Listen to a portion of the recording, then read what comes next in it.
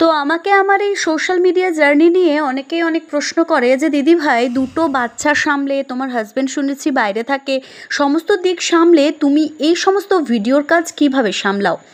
তো দেখো, একটা কথা আমি নিজে মানি, সেটা হচ্ছে কোনো কিছুই চট করে বা সহজে পাওয়া যায় না। যে কোনো কিছু অ্যাচিভ করতে গেলে তোমাকে কিন্তু পরিশ্রম, নিষ্ঠা, ধৈর্য, সততা এই সমস্ত কিছুগুলোকে রাখতে হবে সঙ্গে।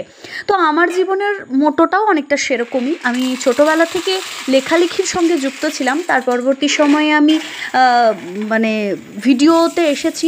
আমার পুরো জার্নিটাই আমি মনে করি যে কোনোটাই সহজভাবে আসেনি। তাই তোমরা যারা শুরু করতে চলেছো বা শুরু করছো, তাদেরকে বলবো এটাকে শুধুমাত্র শখ বলে নয়, এটাকে একটা পরিশ্রমের রাস্তা বা সততার রাস্তা হিসেবেও চিহ্নিতকরণ করো।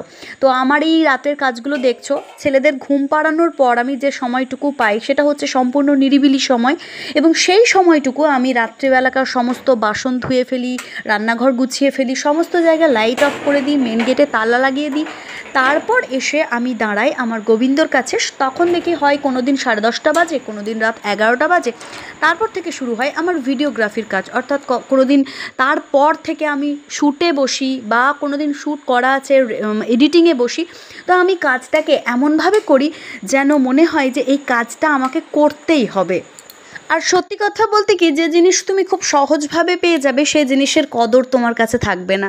যখন তুমি এই কাজটা ভীষণ পরিশ্রম করে পাবে, তখনই সেই কাজটার কদর তুমি বুঝবে।